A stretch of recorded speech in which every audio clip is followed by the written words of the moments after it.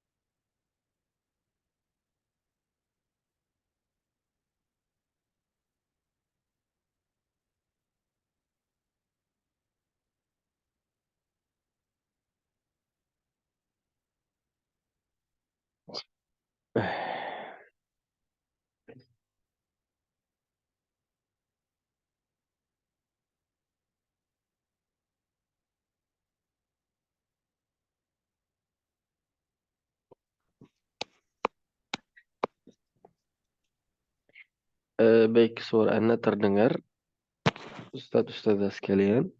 Alhamdulillah terdengar Ustaz. Baik, alhamdulillah.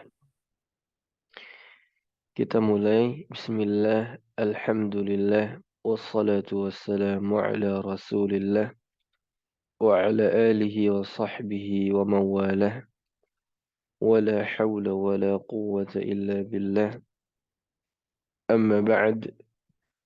سبحانك لا علم لنا إلا ما علمتنا إنك أنت العليم الحكيم.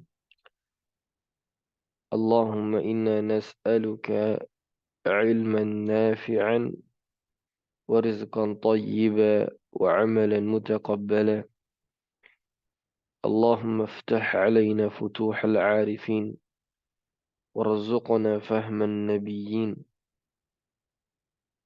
اللهم أعنا على ذكرك وشكرك وحسن عبادتك. آمين يا رب العالمين.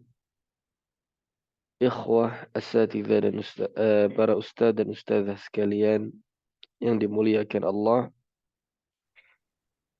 Kita akan melanjutkan insyaallah materi kita di dalam kitab At-Tibyan fi Adabi Hamalatil Quran lil Imam An-Nawawi rahimahullahu rahmatan wasi'ah, dan kita masih di bab yang keenam ya, dan kita melanjutkan di pasal yang berkaitan dengan pentingnya kita untuk memuliakan atau menghormati Al-Quranul Karim. Nah, sekarang kita masuk di pasal yang ke-14 ya. Kita memasuki pasal yang ke-14. Qala al-musannif rahimahullahu ta'ala, faslun la tajuzu qira'atul Qur'ani bil ajamiyyah sawa'un ahsana al-arabiyyah am lam yuhsinha sawa'un kana fi as-salati am fi ghairiha فإن قرأ بها في الصلاة لم تصح صلاته. هذا مذهبنا ومذهب مالك وأحمد وداود وأبو بكر ابن المنذر. Naam. Jadi kata Al-Imam An-Nawawi di dalam pasal ini, beliau menjelaskan ya tidak dibolehkan bagi para pembaca Al-Quran membaca Al-Quran dengan selain bahasa Arab. Ya, misalnya kita baca Quran dengan bahasa-bahasa tertentu misalnya. Ya, atau sesuatu yang telah disyariatkan oleh Allah ya dan diajarkan oleh Nabi Sallallahu Alaihi Wasallam seperti dalam masalah azan ya, ataupun bentuk yang lainnya, kita nggak boleh membacanya dengan selain bahasa Arab. Kecuali kita memang niatnya ingin membaca terjemah. Tapi para ulama menjelaskan, yang afdal, kenapa kita diperintahkan harus dengan bahasa Arab ketika membaca Al-Quranul Karim, tidak boleh selain dengan bahasa, tidak boleh selain kecuali dengan bahasa Arab, bahwa nas yang asli itu tentunya lebih sesuai dengan maksud daripada kita menggunakan dengan selain bahasa Arab. Nah, jadi itu penjelasan para ulama. Maksudnya bagaimana, para ikhwah sekalian? Kita disuruh untuk menjaga maksud dan makna dari Al-Quran itu. Makanya kita diperintahkan untuk membaca dengan bahasa Arab. Nggak boleh seseorang membaca dengan selain bahasa Arab. Nah, ini tidak diterima. Kecuali memang dia ingin niat untuk membaca terjemah. Sawa'un ahsanal arabiyya am lam yuhsinha.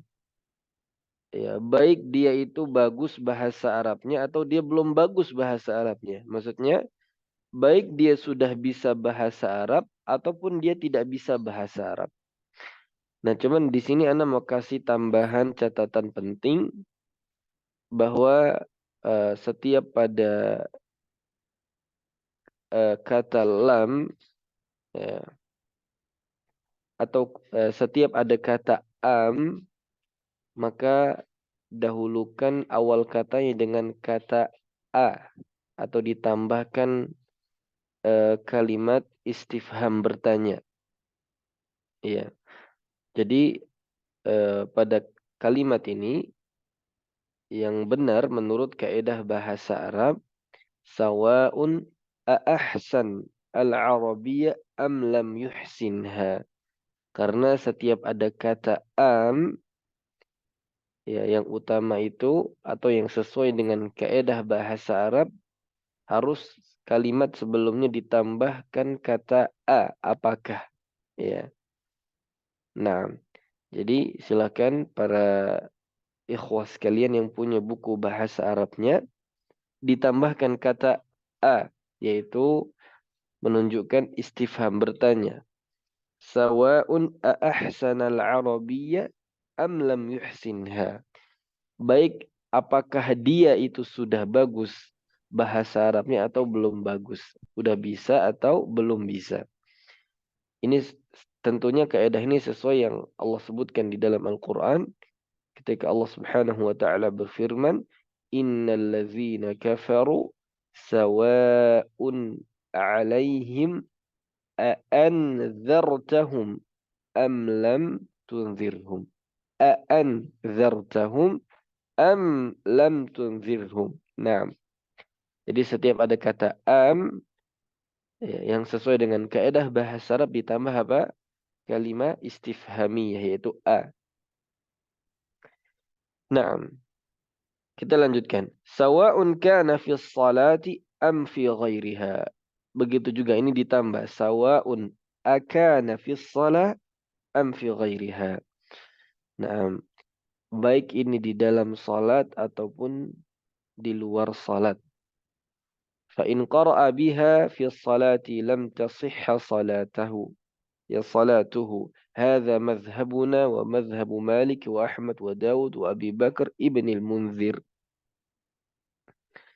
Nah, dan kalau misalnya orang tersebut membaca Al-Quran tapi selain dengan bahasa Arab di dalam salat, maka salatnya itu tidak sah.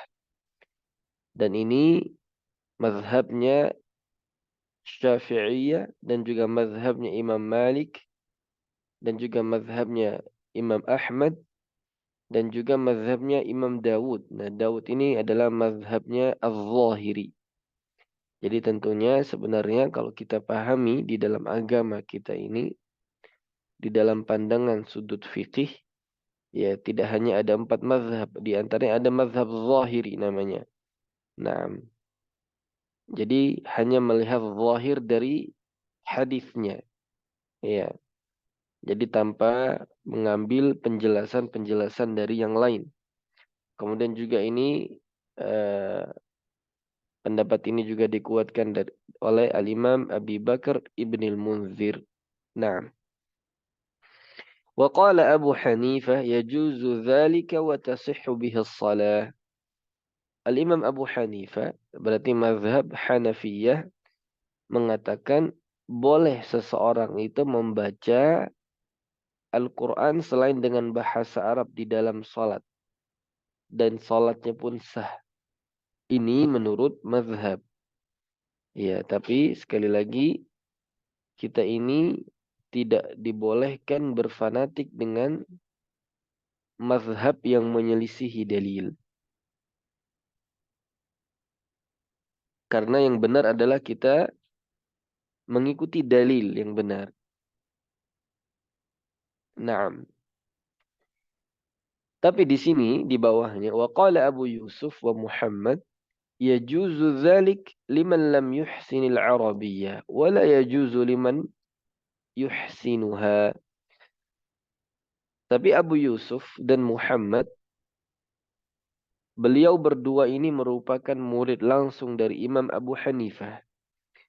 Nah, maka keterangan muridnya mengatakan dibolehkan dengan catatan apa? Seseorang itu belum bisa bahasa Arab.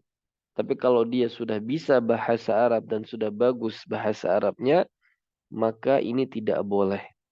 Wallahu a'lam, dan kita mengikuti pendapat jumhur al-ulama yang mengatakan tidak boleh seseorang itu membaca selain dengan bahasa Arab, baik di dalam salat ataupun di luar salat. Tetap Al-Quran harus dibaca dengan bahasa Arab sesuai dengan kaidah tajwid yang benar. Sebagaimana Allah firmankan di surat Yusuf, Inna anzalnahu Qur'anan Arabiyya. Sesungguhnya kami turunkan Al-Quran ini dengan bahasa Arab.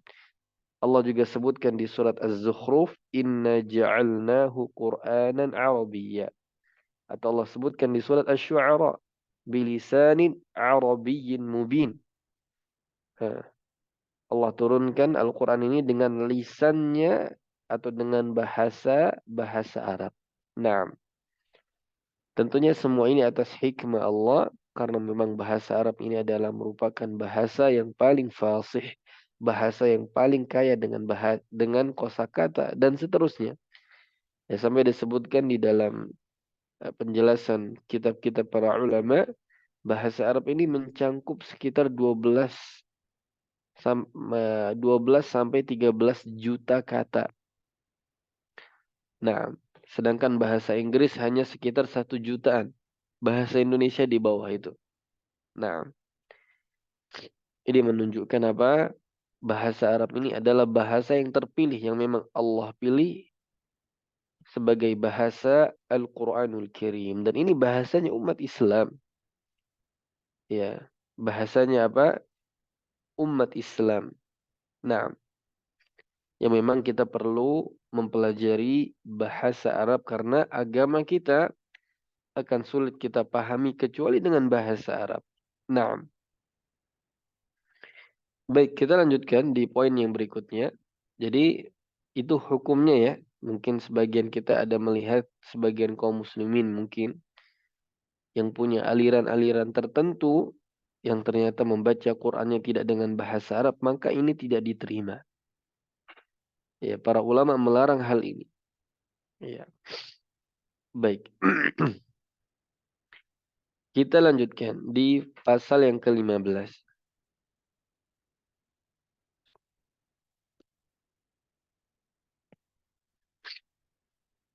Faslun.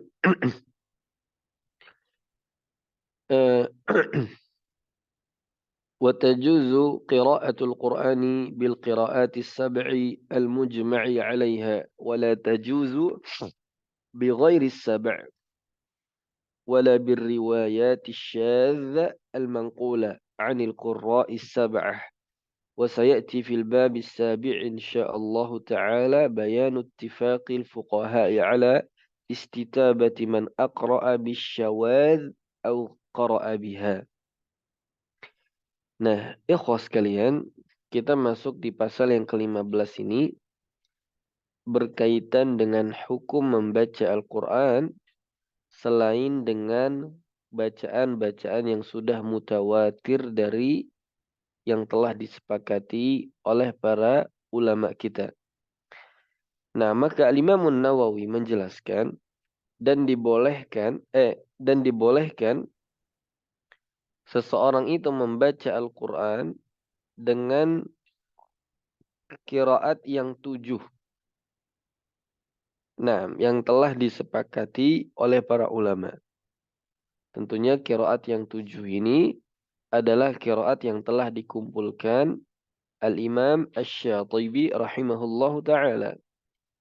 Ya, yang beliau ringkas dari sebuah kitab yang fenomenal, karya ulama besar juga, karya Imam Abu Amr Ad-Dani, ada namanya kitab At-Taisir. Nah, kitab At-Taisir ini, Al-Imam Abu Amr Ad-Dani mengumpulkan 7 imam qiraat beserta 2 rawi. Nah, lalu Al-Imam Syatibi menjadikan kitab yang fenomenal ini yang tebal menjadi sebuah nazam yang akhirnya juga menjadi nazam yang sangat fenomenal dan menjadi rujukan. Dan ini salah satu dari kurikulum pembelajaran ilmu qiraat. Iya. Nah, di dalam Manzumatus Syatibiyah, Al-Imam Syatibi beliau menisbatkan bacaan Al-Quran yang diajarkan oleh Nabi Sallallahu Alaihi Wasallam kemudian diajarkan kepada para sahabat dan sahabat ajarkan kepada generasi berikutnya itu dinisbatkan kepada 7 imam saja. Yang mana setiap imam memiliki 2 rawi. Nah, dan di zaman itu akhirnya disepakati oleh para ulama. Karena mungkin masih banyak jalur-jalur yang lain selain 7 imam yang disebutkan ini, tapi para ulama menimbang kemungkinan bacaan selain dari 7 imam ini, bacaannya sudah bukan mutawatir lagi, tapi ada syadznya, yaitu qiraah yang menyimpang. Oleh karenanya, ya para ulama sepakat dengan ini untuk menjaga apa? Al-Quranul Karim, dan memang 7 qiraat ini sesuai dengan 3 rukun qiraah. Ya. Jadi bacaan yang mutawatir itu atau yang disebut dengan bacaan mutawatir harus memenuhi 3 rukun ini. Nah, sehingga dia dikatakan apa? Qiraah atau bacaan yang mutawatir. Nah, lalu Al-Imam An-Nawawi menyebutkan wala tajuzu bi ghairi sab'i, dan tidak dibolehkan seseorang itu membaca selain dengan qiraat yang 7 ini. Selain qiraat yang apa? Yang 7 ini. Ya. Lalu pertanyaannya, bukankah hari ini yang mutawatir itu ada 10 qiraat? Bukan hanya 7 saja. Nah, jawabannya karena Al-Imam Ibnul Jazari, sosok ulama yang menambahkan 3 lagi, beliau belum lahir saat itu. Karena urutannya itu Imam Syatibi dulu, lalu baru Imam An-Nawawi, baru setelah itu Imam Ibnul Jazari. Nah, di zaman atau di masa Imam An-Nawawi rahimahullahu taala, yang mutawatir dan yang masyhur di kala itu adalah qiraat yang 7 ini. Makanya beliau menjelaskan seseorang tidak boleh membaca selain dengan 7 qiraat ini. Nah, yang dinisbatkan kepada 7 imam, yaitu Imam Nafi' Al-Madani, Imam Ibnu Katsir Al-Makki, Imam Abu Amr Al-Basri, Imam Ibnu Amir Al-Syami, Al-Imam Hamzah Al-Kufi, Imam Asim Al-Kufi, Imam Al-Kisai Al-Kufi. Naam. Wala birriwayati syadzati al-manqulati 'anil qurra'is sab'ah. Nah, kita lanjutkan materinya.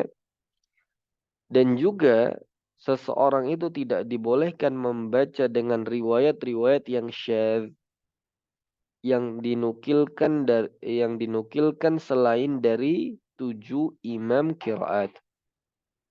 Tidak boleh. Nah, apa itu qiraat syadzah? Qiraat syadzah itu adalah qiraat yang menyimpang. Sebagian para ulama menjelaskan di dalam buku-buku mereka, qiraat syadzah itu adalah qiraat yang selain dari 10 bacaan yang dinisbatkan kepada 10 imam. Jadi selain bacaan yang dinisbatkan kepada 10 imam ini beserta 2 rawinya, maka itu dikatakan qiraah syadzah. Para ulama yang lain juga menjelaskan qiraah syadzah itu adalah qiraat yang tidak terpenuhi padanya 3 rukun. Nah, 3 rukun tersebut apa saja? Tentunya disebutkan oleh Imam Ibnul Jazari. Yang pertama, sesuai dengan kaedah bahasa Arab. Muwafaqatuha liwajhin min wujuhil arabiyyah walau kana dha'ifa. Itu yang pertama. Yang kedua, sesuai dengan rasam Utsmani. Yaitu muwafaqatuha lirrasmil Utsmani walau ihtimalan. Ini syarat yang kedua. Atau rukun yang kedua. Rukun yang ketiga apa? Sihhatu sanadiha. Sanadnya harus sahih. Maksudnya bersambung kepada Nabi Sallallahu Alaihi Wasallam. 3 rukun inilah yang menjadi syarat bahwa bacaan itu mutawatirah. Yaitu bacaan itu boleh kita baca baik di dalam sholat ataupun di luar sholat. Nah, ada beberapa bacaan yang sampai kepada kita hari ini yang dia itu bacaannya apa? Tidak mutawatirah. Bacaannya apa? Tidak mutawatirah.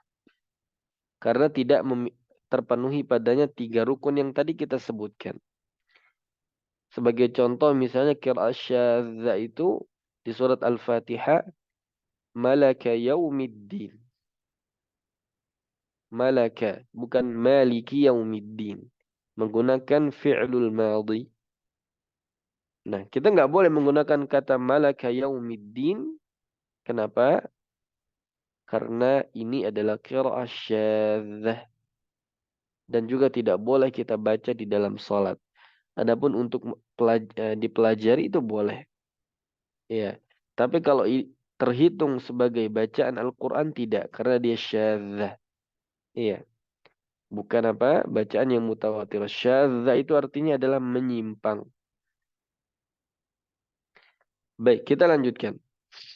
وسيأتي في الباب السابع إن شاء الله تعالى بيان اتفاق الفقهاء على استتابة من أقرأ بالشواذ أو قرأ بها.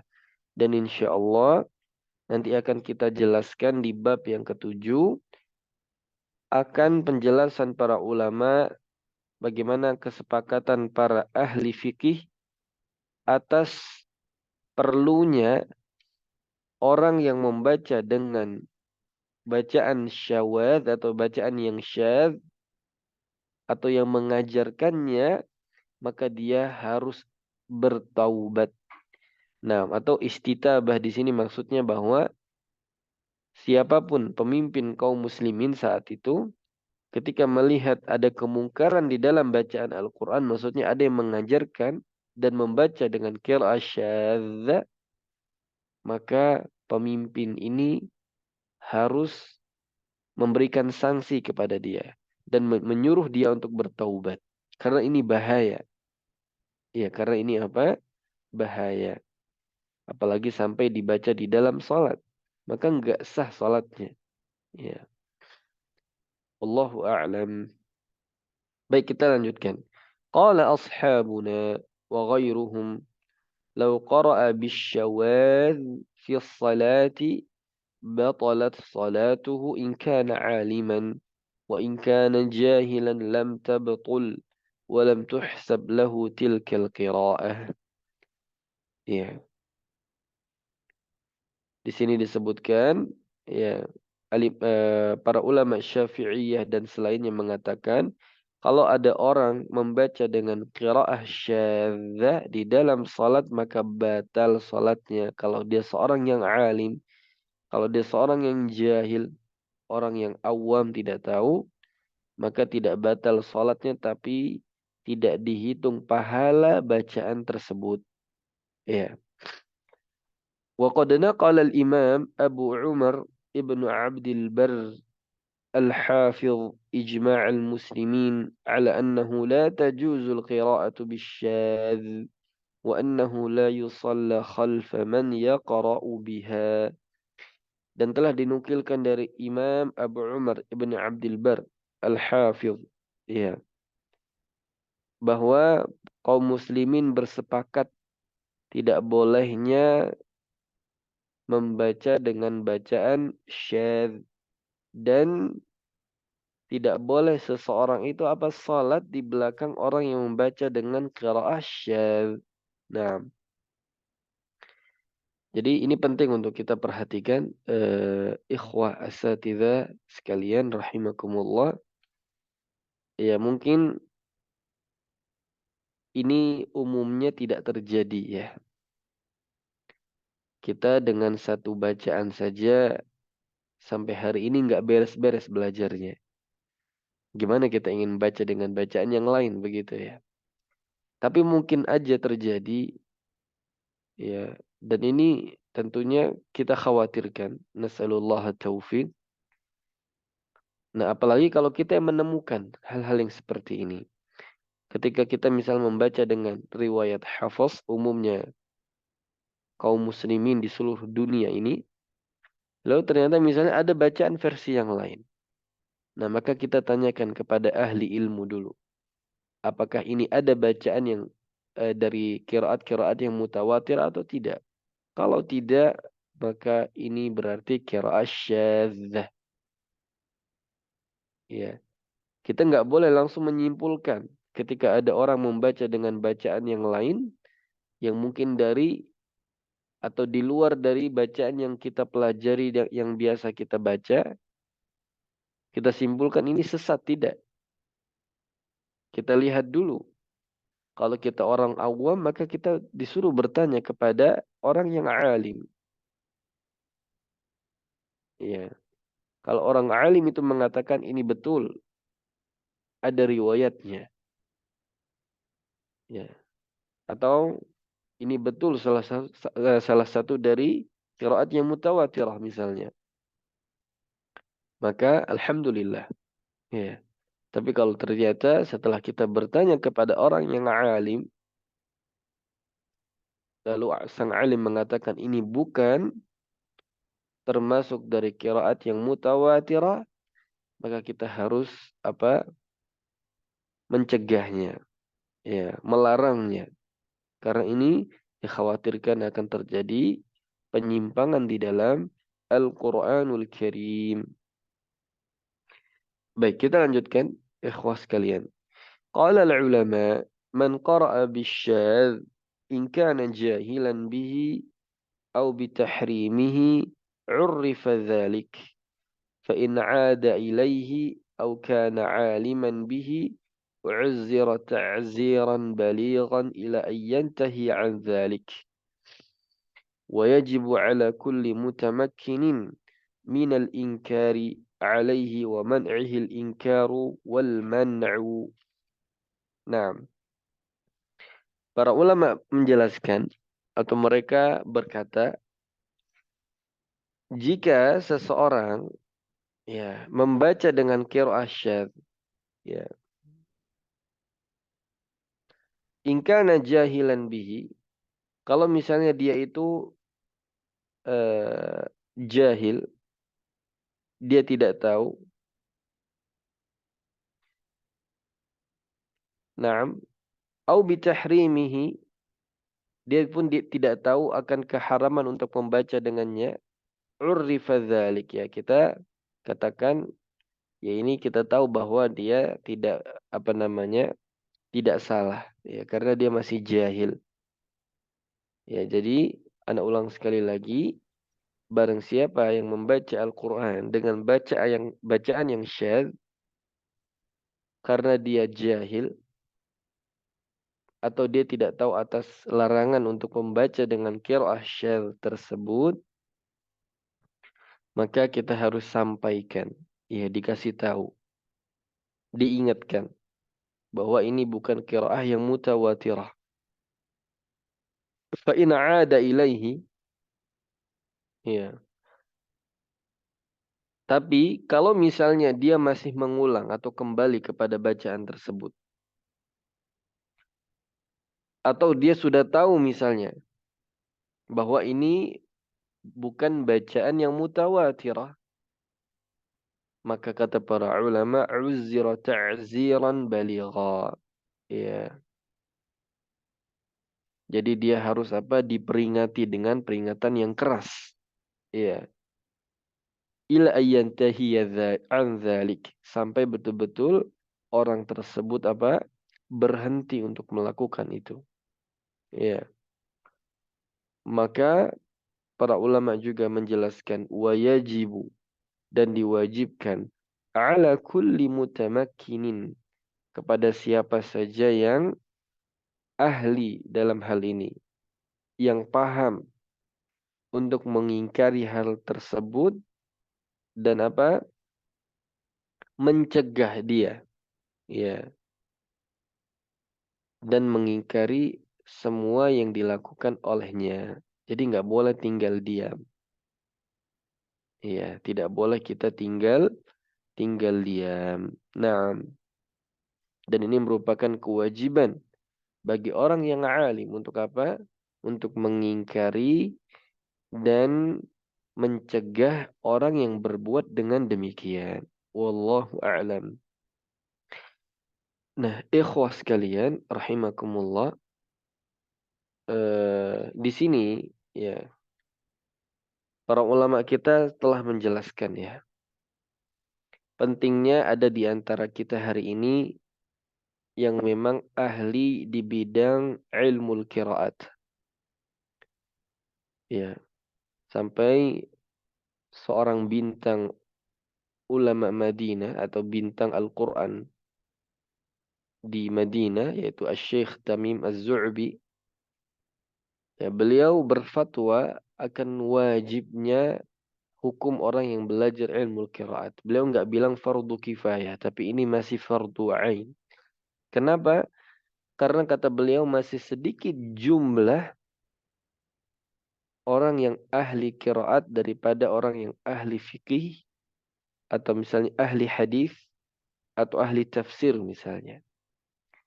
Jumlah orang yang ahli qiraat itu jauh lebih sedikit daripada orang-orang yang memang ahli di bidang fikih atau ahli di bidang hadis. Dan itu bukti nyata di tengah-tengah masyarakat kita.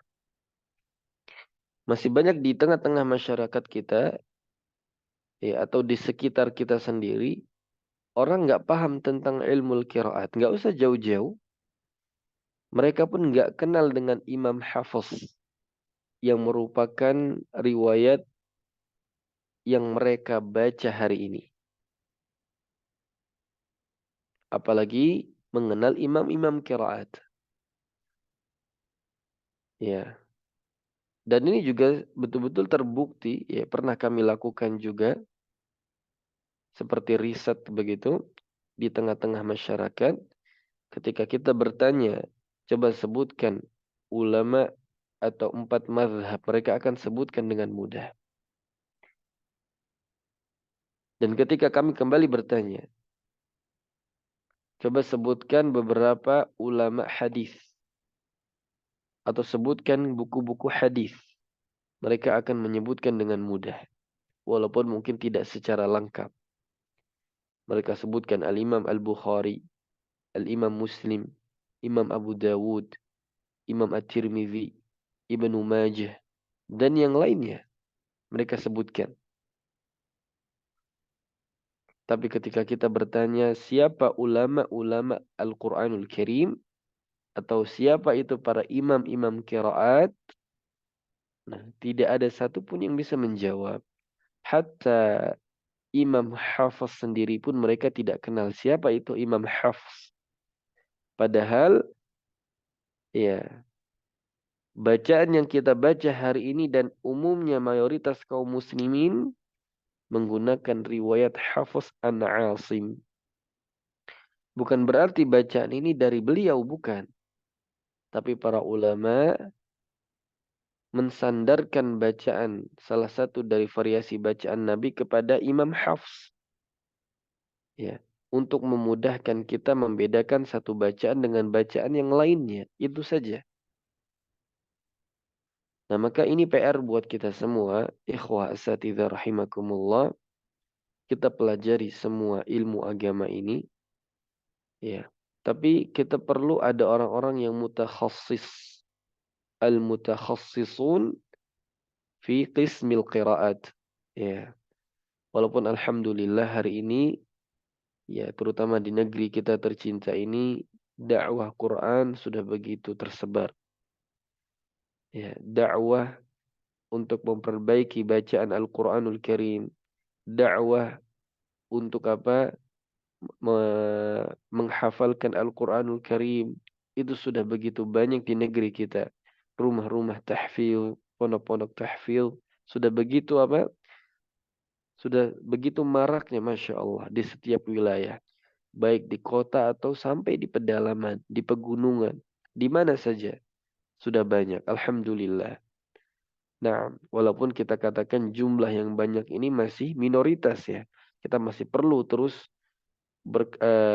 mendakwahkan dan menyebarkan dan mengajarkan Al-Quran ini.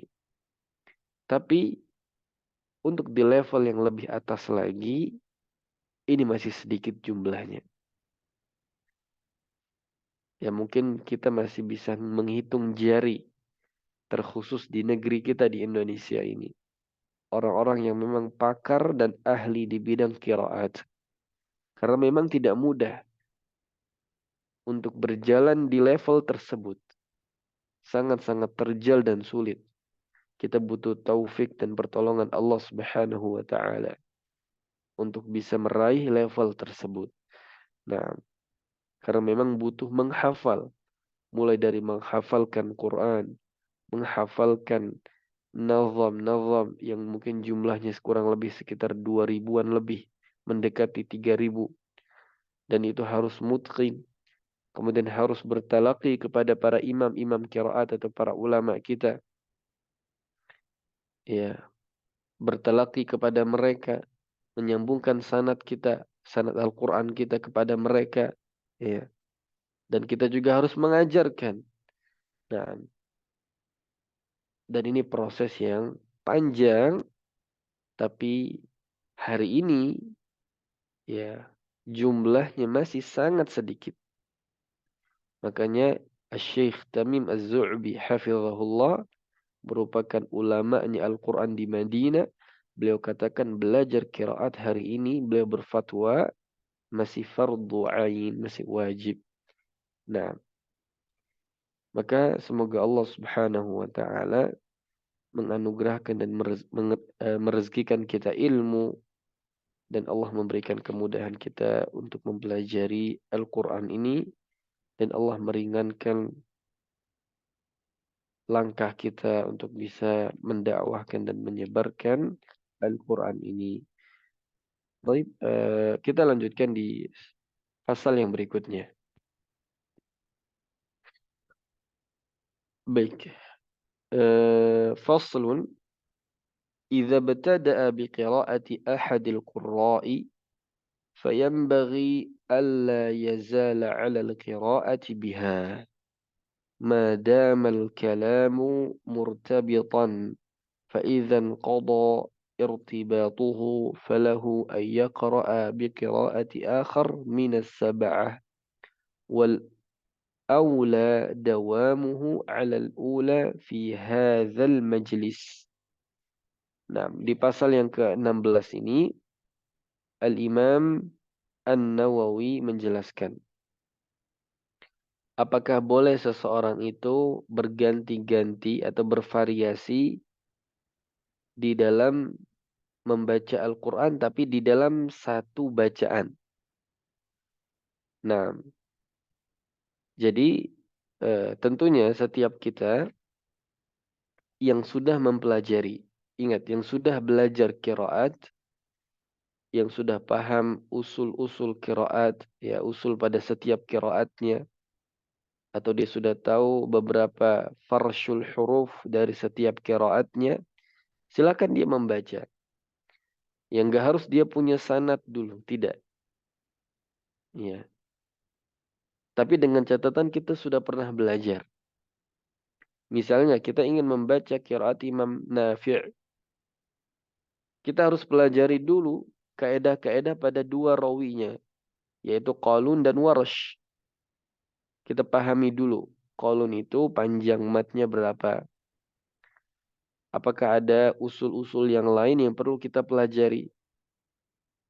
Nah, setelah itu baru boleh kita membacanya.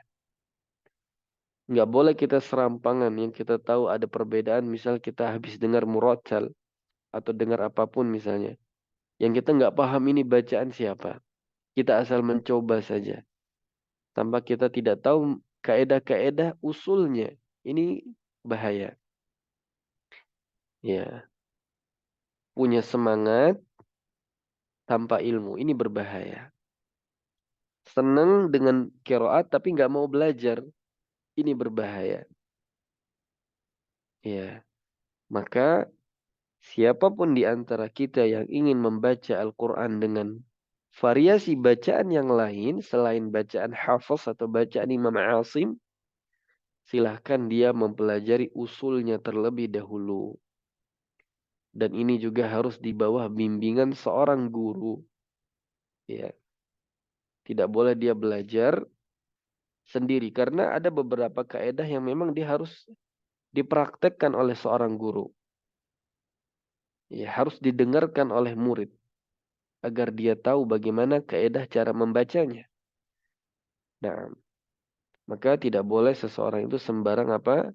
Membaca dengan variasi bacaan Al-Quran yang lain. Nah, apalagi dia mencampur adukkan tanpa aturan dan kaedah. Ya ini sama saja dengan istihza terhadap agama. Ya mengolok-olok atau bermain-main dengan syariat Allah Subhanahu wa taala. Baik, intinya siapapun kita yang ingin belajar atau yang ingin membaca dengan qiraat-qiraat yang lain, dia harus belajar terlebih dahulu. Ya, walaupun kaidah tajwidnya sama, iya sama. Kaidah tajwid ini berlaku untuk semua qiraat. Tapi di dalam setiap qiraat itu ada kaidah-kaidah khusus untuk bacaan tersebut. Untuk bacaan versi qiraat tersebut. Maka dia perlu belajar dan harus didampingi oleh seorang guru. Tidak boleh dia belajar dengan cara dia sendiri atau otodidak. Nah, ini tidak boleh dan tidak diterima oleh para ulama. Baik, maka di sini Al-Imam An-Nawawi menjelaskan di pasal ini apa hukum orang yang membaca dengan menggabungkan semua variasi bacaan eh, Al-Quran yang ada ini. Maka kata beliau, "Idza batada'a biqira'ati ahadil qurra, fayambaghi alla yazala 'ala al-qira'ati biha." Jika ada seseorang yang memulai dengan salah satu dari bacaan dari para imam qiraat, hendaknya dia menggunakan atau terus dengan qiraat tersebut ya selama ayat yang dia baca masih berkaitan dengan ayat yang berikutnya. Ya. Fayambaghi alla yazal 'ala al-qira'ati biha ma dama al-kalamu murtabitan. Ya. Jadi misalnya kita membaca awal surat Al-Baqarah misalnya. Ya. Terus kita baca ayat ke-1, kedua, ketiga, dan seterusnya. Kata Imam An-Nawawi, kalau ayat itu masih berkaitan dengan ayat sebelumnya, maka kita tidak dibolehkan apa? Merubah atau mengganti qiraat yang lain. فَإِذَا انْقَضَى ارْتِبَاطُهُ فَلَهُ أَنْ يَقْرَأَ بِقِرَاءَةٍ آخَرَ مِنَ السَّبْعَةِ. Kalau dia sudah selesai dari keterkaitan antara satu ayat dengan ayat yang lainnya, dia boleh setelah itu menggunakan atau membaca dengan qiraat-qiraat yang lain yang mutawatirah, yaitu yang 10 ya. Kalau sab'ah ini di zaman Al-Imam An-Nawawi, tapi di zaman kita hari ini disepakati ulama yang mutawatirah itu ada 10. Ada 3 tambahan imam, yaitu Imam Abu Ja'far Ya'qub dan Imam Khalaf Al-Ashir. Nah, akhirnya menjadi 10 imam, 3 ini ditambah oleh Imam Ibnul Jazari. Sehingga ulama kita mengatakan hari ini yang mutawatir itu ada 10. Ya. Wal aula dawamuhu 'ala al-ula fi hadzal majlis. Akan tetapi yang paling utama kata beliau dalam satu majelis ia tetap menggunakan satu macam qiraah. Nah, di sini kita coba jelaskan sedikit terkait menggabungkan berbagai macam qiraat. Para ulama kita telah membagi ya, membaca Al-Quran hari ini, baik dia mempelajarinya atau dia membaca dengan sendiri, baik konteksnya sedang belajar atau sedang membaca sendiri, kita boleh membaca Al-Quran itu dengan dua versi, dengan ifrad atau dengan jama'. Ifrad itu maksudnya dengan satu bacaan. Kalau dengan jama' itu adalah menggabungkan satu bacaan atau satu variasi bacaan dengan variasi bacaan yang lain. Itu namanya dengan apa? Dengan jama'. Ya, tapi tidak di dalam salat ya. Tidak di dalam salat. Nah, dan ini semuanya perlu bimbingan seorang guru. Dan juga kita harus betul-betul sudah menguasai kaedah-kaedah atau usul-usul dari setiap qiraat yang ingin kita baca. Nah, tinggal dia melihat di awal apakah memang niat dia ingin menjama' atau niat dia ingin membaca dengan ifrad. Ya. Kalau niat dia menjama', maka menjama' pun ada kaedahnya, harus sesuai dengan urutan yang benar. Intinya ada kaedahnya. Kalau dia membaca dengan ifrad, ya, dengan membaca satu variasi bacaan, ya maka dia harus konsisten dengan bacaan itu. Jangan tiba-tiba misalnya di pertengahan ayat ada sebuah kalimat yang dia lihat ada perbedaan qiraat lalu dia baca sembarangan. Padahal di kalimat sebelumnya juga harus dia sempurnakan kaedah variasi bacaan yang lain itu. Ya, maka dia perlu perhatikan. Ketika dia komitmen dengan satu bacaan, udah dia baca sampai akhir. Nah, kecuali memang di awal dia komitmen ingin menggabungkan beberapa variasi bacaan yang telah dia pelajari. Silahkan itu boleh. Tapi kalau dia komitmen konsisten dengan satu bacaan, para ulama menjelaskan, ya udah dia konsisten. Kalau dia ingin menggunakan qiraat yang lain silahkan, tapi dia mungkin tuntaskan dulu bacaan dia sampai mana, baru dia mulai kembali dengan variasi bacaan yang lain. Wallahu a'lam.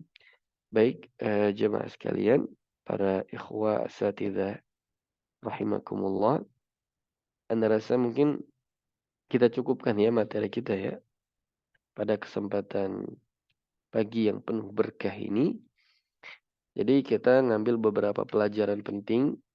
Yang pertama, tidak bolehnya seseorang yang ingin membaca Al-Quran dengan selain bahasa Arab. Ya harus dibaca dengan bahasa Arab dengan kaedah tajwid. Ya karena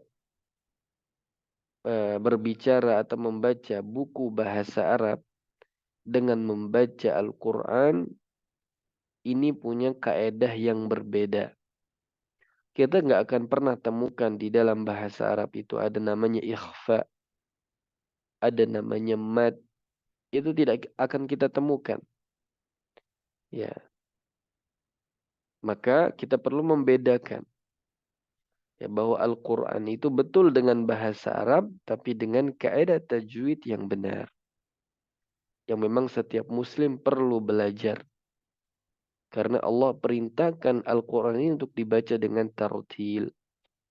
Lalu yang kedua, ya seseorang itu dibolehkan membaca dengan variasi bacaan-bacaan yang lain. Dengan qiraat yang 10 yang mutawatirah. Yang hari ini telah disepakati oleh para ulama kita. Dan larangan untuk apa membaca dengan qiraat syadzah. Kenapa? Karena qiraat syadzah ini tidak memenuhi salah satu dari 3 rukun qiraat yang sahih.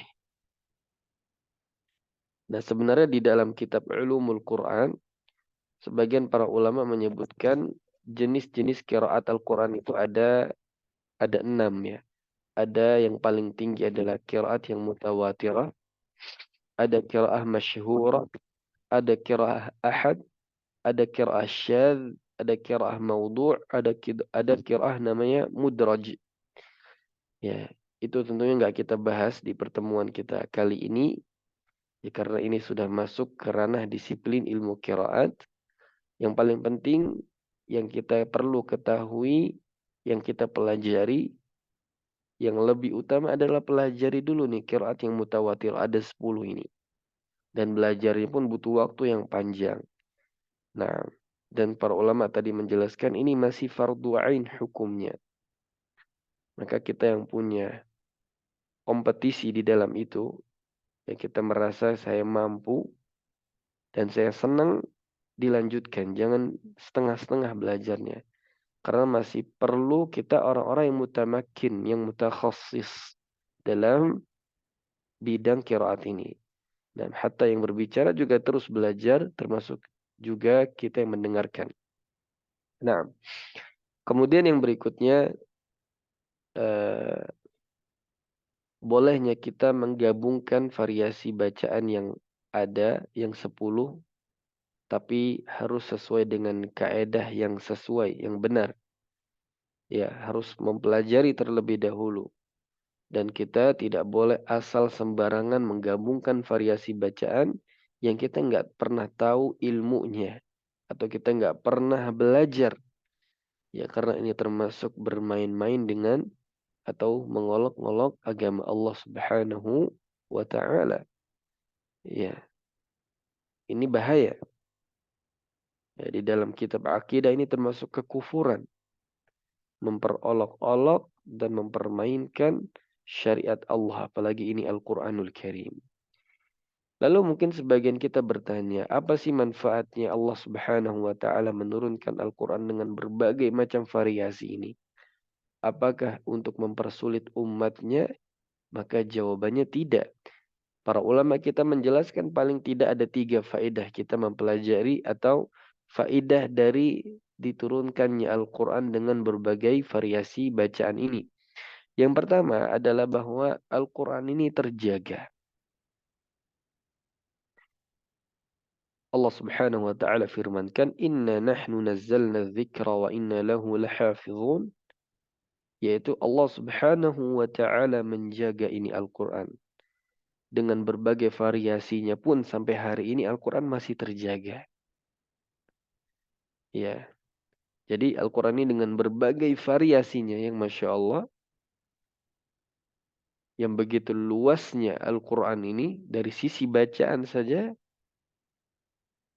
itu terjaga dan dijaga oleh Allah Subhanahu wa ta'ala. Itu yang pertama. Yang kedua, menunjukkan Al-Quran ini mu'jizat. Ya. Yang ketiga, tujuan atau faedahnya adalah untuk memberikan kemudahan. Ya, karena kita ini di dunia ini jumlah suku atau negara atau lahjah atau dialek ini begitu banyak sekali dan berbeda-beda dialeknya. Atas hikmah Allah diturunkan Al-Quran ini dengan berbagai variasinya adalah untuk apa? Untuk memberikan kemudahan bagi umat Islam membaca salah satu dari variasi bacaan ini yang mana yang paling mudah bagi lahjah dia. Ya belum tentu riwayat Hafs ini merupakan variasi yang paling mudah. Ya karena kita sudah belajar dari kecil aja maka kita anggap ini yang paling mudah. Bisa jadi misal dengan variasi bacaan yang lain itu lebih mudah bagi kita karena kita dari kecil juga belajar itu misalnya. Seperti di Maroko misalnya atau di di beberapa negara wilayah timur atau wilayah Afrika sana, mereka nggak pakai riwayat Hafs. Mereka menggunakan riwayat-riwayat yang lain. Warsh misalnya. Atau riwayat-riwayat yang ada. Nah, jadi kita nggak bilang hafaz ini paling mudah. Kita katakan paling mudah karena kita dari kecil belajar ini memang. Begitu. Jadi tujuan atau faedah dari Al-Quran diturunkan dengan variasi yang banyak adalah memberikan kemudahan. Karena Nabi Shallallahu Alaihi Wasallam sendiri yang mengadu kepada malaikat Jibril. Ya, fa'innahum la tutiqun. Umatku ini nggak akan mampu kalau hanya harus membaca dengan satu variasi saja. Akhirnya Jibril membawakan yang lain. Kata Nabi Muhammad, beliau mengatakan lagi umatku nggak akan bisa. Maksudnya kata Nabi Muhammad butuh variasi yang lain. Agar apa? Umat ini mudah untuk membaca dari salah satu variasi bacaan ini. Ya jawabannya sebenarnya kita nggak wajib juga untuk pelajari semua baru kita baca Quran, tidak. Tapi bagi yang ingin masuk ke ranah ahli, masuk ke ranah takhusus, maka dia harus menguasai semua ini. Ya, dan tentunya ini kemuliaan karena kita menjaga Al-Quranul Karim. Baik, mungkin itu yang bisa Anda sampaikan. Allah Ta'ala alam. Ya, mungkin ini satu pertanyaan dari Ustaz Asmanidar. Assalamualaikum warahmatullahi wabarakatuh. Waalaikumsalam warahmatullahi wabarakatuh. Naam, guru seperti apakah yang boleh kita ambil ilmunya, terutama dalam bidang Al-Quran?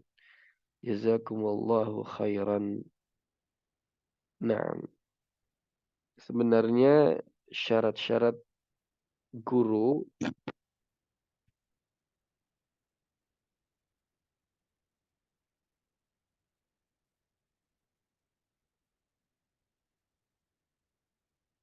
Afan Ustaz, suaranya hilang Ustaz. baik. Sekarang gimana? Jelas? Jelas Ustaz. Nah, pertama, ya, di dalam kita ini belajar atau di dalam kita menentukan seorang guru yang kita angkat untuk kita angkat menjadi seorang guru kita atau yang kita pilih agar kita bisa belajar dengannya.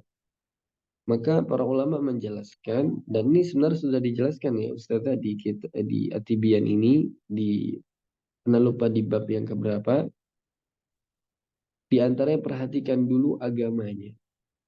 Gimana kita bisa memperhatikan agama guru kita? Ya kita lihat apakah guru kita ini melaksanakan kewajiban yang Allah wajibkan seperti sholat 5 waktu, ya, kemudian berpuasa, Kemudian, ya yang paling terlihat jelas adalah sholat 5 waktu ya. Itu yang pertama. Nah, kalau ternyata guru kita nggak sholat, ya kita bilang ini nggak layak untuk kita angkat menjadi seorang guru. Guru kita pribadi ini tentunya pilihan ya. Berarti ya gimana dia nggak sholat? Ya merupakan ini rukun Islam misalnya. Itu yang pertama. Jadi lihat dari agamanya dulu. Nah, yang kita lihat dari satu sisi yaitu apakah guru kita melaksanakan kewajiban atau tidak. Lalu yang kedua, setelah kita melihat bahwa guru kita ini melaksanakan segala bentuk kewajiban yang Allah wajibkan, di antara yang terlihat adalah salat 5 waktu ini. Nah, lalu yang kedua dari sisi muamalahnya. Ya, apakah guru kita ini menyimpang atau tidak? Nah, kemudian apakah guru kita ini pelaku maksiat atau bukan? Ya tentunya kalau orang bermaksiat itu wajar ya, manusiawi. Tapi kalau dia pelaku maksiat, pelaku kemungkaran, nggak boleh kita angkat menjadi seorang guru. Lalu yang berikutnya baru kita melihat keahliannya. Kalau misalnya kita ingin belajar Al-Quran, lihat apakah Kan guru kita semuanya ini, kecil banget dari tadi. apakah guru kita ini adalah ahli di bidang tersebut. Nah, apakah guru kita ini ahli dan kompeten di bidang tersebut. Dengan kita menanyakan siapa guru-gurunya guru kita. Apakah dia memiliki sanadnya, memiliki ijazahnya, dan yang lainnya. Nah, jadi ini 3 hal ini yang mungkin fondasi kita dalam memilih seorang guru. Ya, yang pertama, lihat dari sisi agamanya. Ya, dan ini tradisi para ulama salaf kita. Ketika mereka mencari guru, mereka nggak langsung datang saya ingin belajar. Mereka pantau dulu. Bukan untuk melihat aib seorang guru, tidak. Manusiawi kalau salah. Tapi kalau misalnya dia sampai melanggar syariat, dia tidak salat, tidak puasa, atau dia melakukan kesyirikan, misalnya mendatangi pohon, ya beribadah di kuburan, misalnya, ataupun bentuk-bentuk yang lain. Ini nggak boleh kita angkat menjadi seorang guru. Lalu yang kedua, kita lihat dari sisi muamalahnya. Interaksi dia dengan manusia. Apakah dia ini orang yang jahat, atau dia ini pelaku maksiat, atau pelaku apa namanya bid'ah misalnya yang sampai di taraf kekufuran, ini nggak boleh kita ambil ilmunya. Lalu yang terakhir, yang ketiga, kita lihat dari keahlian dia. Nah, kalau kita ingin belajar qiraat, masa kita ngambil dari guru yang ahli fikih, kan nggak nyambung. Atau dengan guru-guru kita yang lain, misalnya kita ngambil pengen belajar fikih, tapi kita belajar kepada guru yang takhusus di bidang tauhid. Ya, ini nggak nyambung. Maka silakan kita cari dan kita bisa menilai ya dari apa namanya latar belakang dia atau latar belakang guru kita, di mana dia belajar, siapa gurunya, dan seterusnya. Nah, ini Ustaz yang bisa Anda sampaikan. Wallahu taala alam. Mudah-mudahan bermanfaat insyaallah taala. Kita cukupkan pembahasan kita pada pagi hari ini dengan doa kafaratul majlis. Subhanakallahumma wa bihamdik nashhadu an la ilaha illa ant nastaghfiruka wa natubu ilaik. Akhirul kalam. Assalamualaikum warahmatullahi wabarakatuh. Waalaikumsalam Waalaikumsalam warahmatullahi warahmatullahi wabarakatuh. wabarakatuh. Syukran jazakallahu Syukran Ustaz. jazakallahu. Barakallahu fiik. Amin wa iyyakum ajma'in ya rabbal alamin.